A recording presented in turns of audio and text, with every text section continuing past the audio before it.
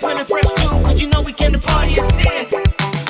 All night long, party to different songs, you know we gotta get it tonight. Leave your troubles at the door, you can deal with them tomorrow, cause tonight it's gonna be alright.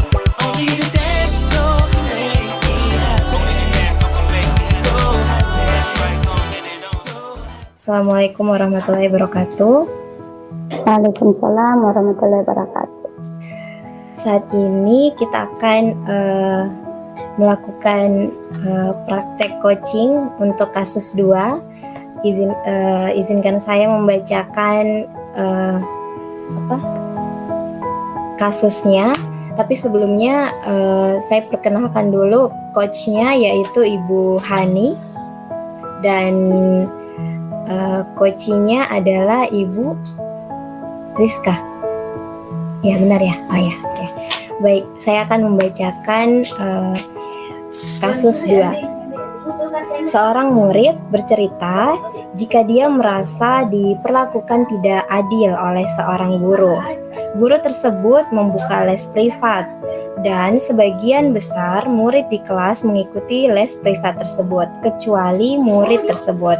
Murid tersebut merasa tidak nyaman ketika guru tersebut sering menyindir murid yang tidak ikut les privatnya. Bahkan murid tersebut juga merasa bahwa nilai yang diberikan pun tidak adil. Para murid yang mengikuti les guru tersebut mendapatkan nilai yang lebih baik dari murid tersebut. Bagaimanakah cara Anda menanggapi hal ini? Langsung saja kami persilahkan kepada Coach Ibu Hani dan coachingnya Ibu Rizka. Silakan. Bismillah. Assalamualaikum Bu Hani. Waalaikumsalam. Silahkan duduk, Nak. Apakah ada yang Ibu bisa bantu? Iya Bu, sebelumnya saya mohon maaf. Semoga saya tidak mengganggu waktu Ibu, karena saya akan bercerita atau curhat. Mungkin agak lama Bu. Oh, tidak apa-apa, Nak. Iya, silahkan, Nak. Sepertinya seru sekali. Ibu jadi penasaran ingin mendengarkan ceritamu, Nak. Saya berterima kasih Bu. Ibu bersedia meluangkan waktu. Sebenarnya saya memang mencari seorang guru yang dapat membantu saya menghadapi masalah yang sedang saya hadapi, Bu. Jadi apa nih yang bisa Ibu bantu?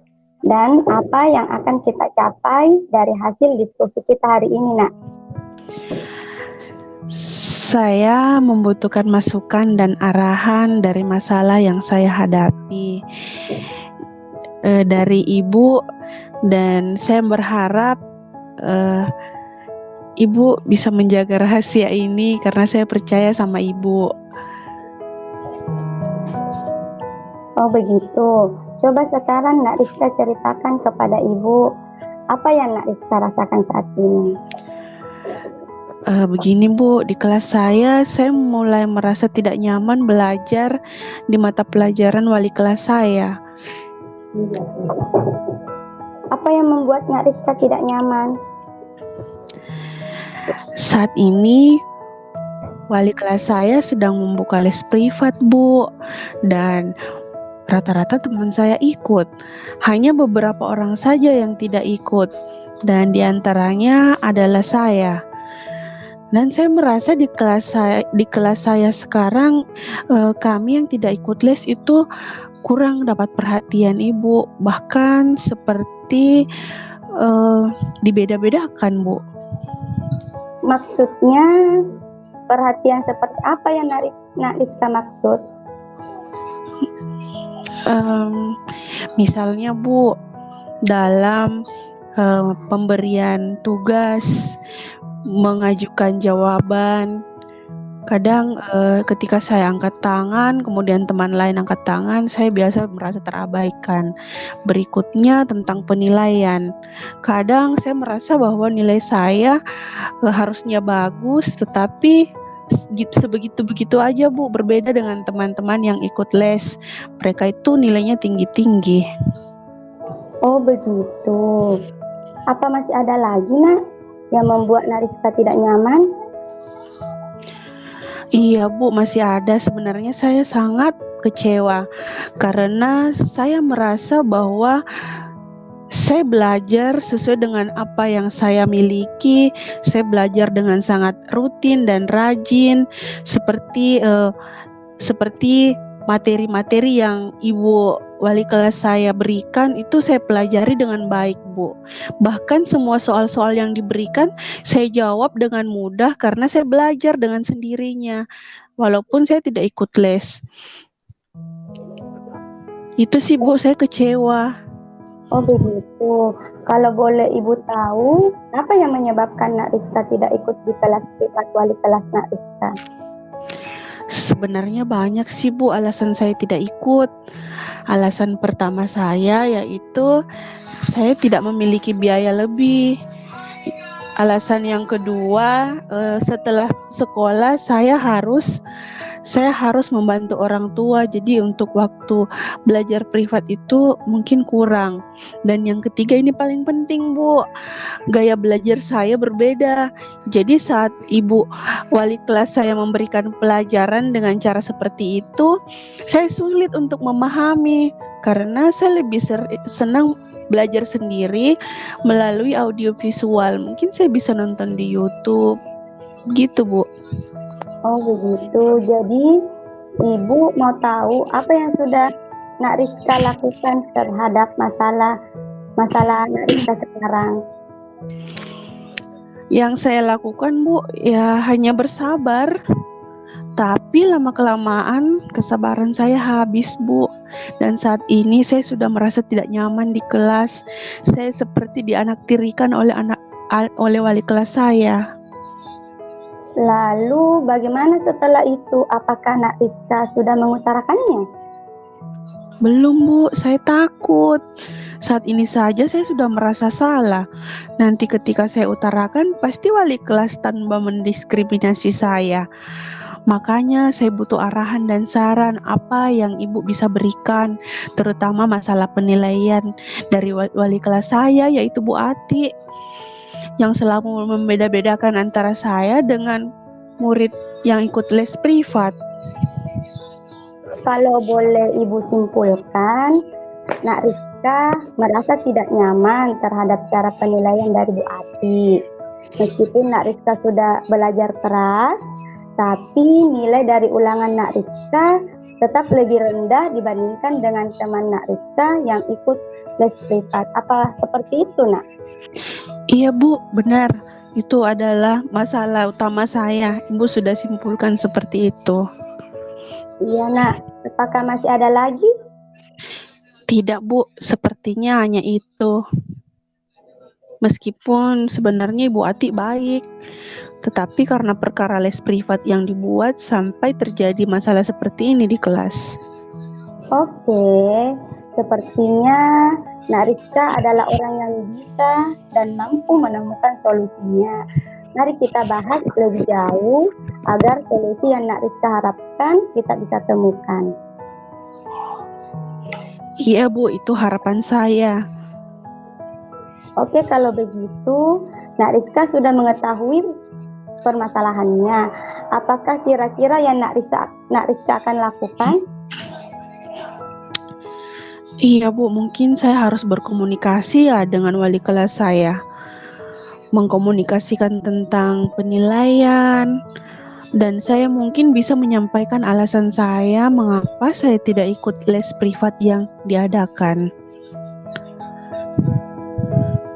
Dari beberapa hal yang sudah Nak Rizka jelaskan tadi, hal mana yang menurut Nak Rizka menjadi prioritas utama? Prioritas utama mungkin tentang keberanian saya ya Bu untuk berkomunikasi dengan beliau. Tetapi saya masih takut Bu. Tapi saya akan usahakan.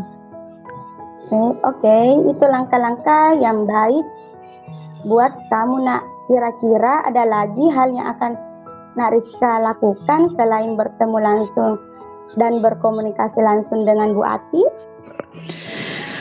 Nah, saat berkomunikasi itu Bu yang saya takut, apa yang harus saya katakan. bagaimana kalau saya membuat kesepakatan ya seperti pada awal kami masuk di kelas, Ibu Ati pernah membuat kesepakatan kelas. Apakah mungkin kesepakatan itu bisa juga saya terapkan dalam diskusi saya nanti ya? Nah, ini Ibu sangat tertarik di bagian Nak Rizka akan membuat kesepakatan dengan Ibu Ati. Coba Nak Rizka jelaskan ke Ibu lebih detailnya lagi, Nak. Baik, mungkin bunyi kesepakatan saya seperti ini. Bu Ati dalam memberikan penilaian sebaiknya lebih bijaksana lagi dengan menerapkan budaya positif yang baik agar itu menjadi pedoman buat kami sebagai siswa-siswanya. Yang kedua, saya akan berjanji untuk terus rajin belajar dan memahami semua materi yang Ibu Ati berikan dengan cara saya akan belajar lebih giat sesuai dengan gaya belajar saya.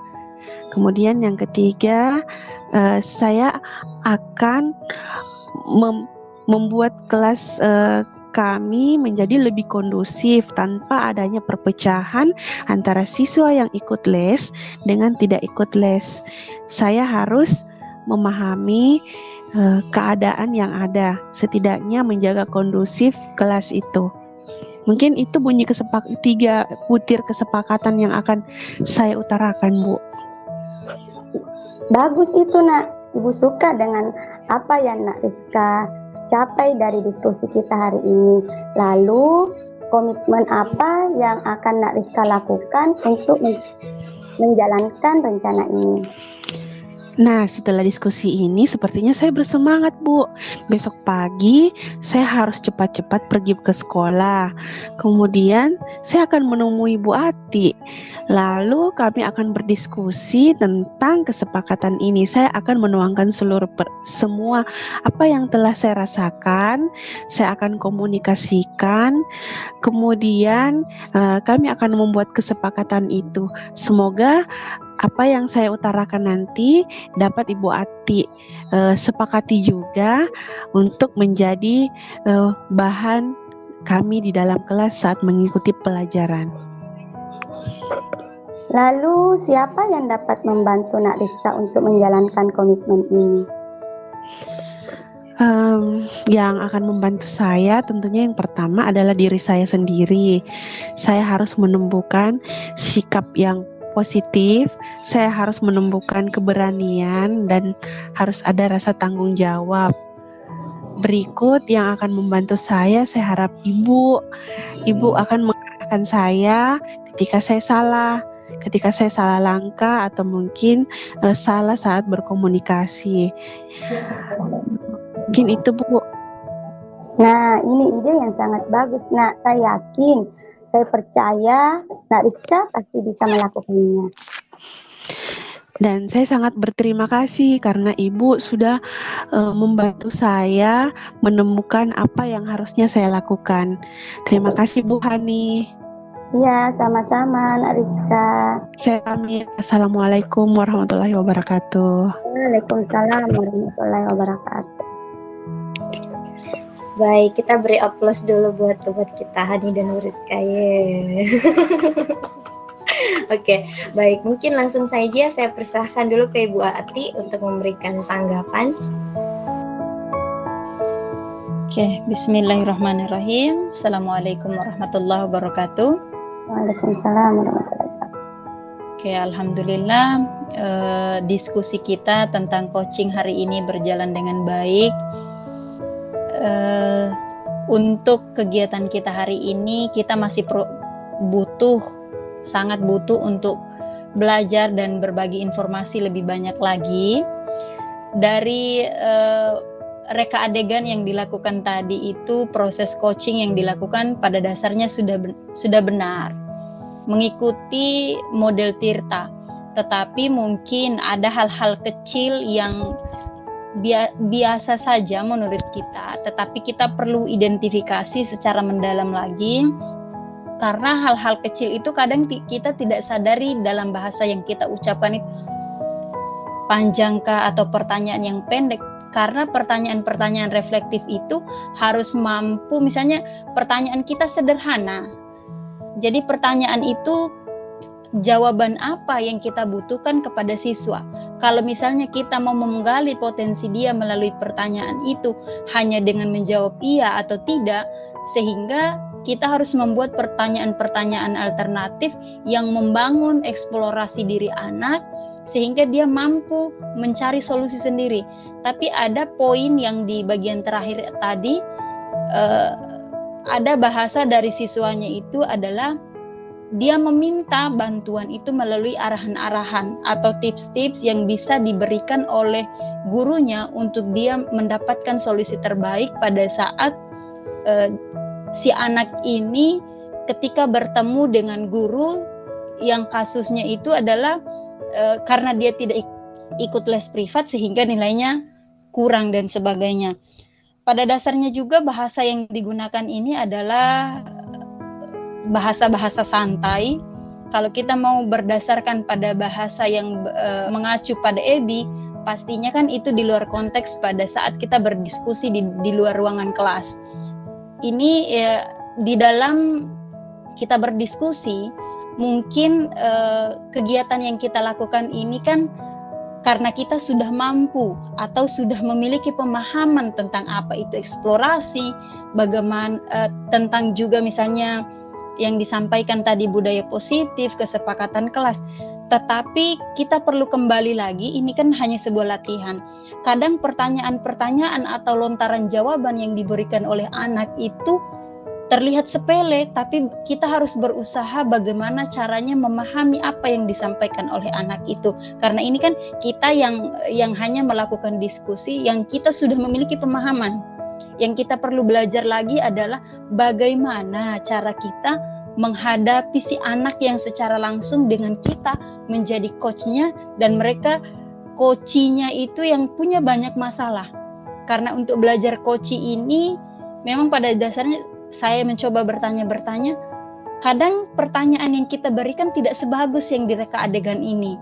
Jadi kita memang perlu atau banyak belajar lagi, kita saling berbagi ilmu, saling berbagi pengalaman, dan berbagi praktik baik ya.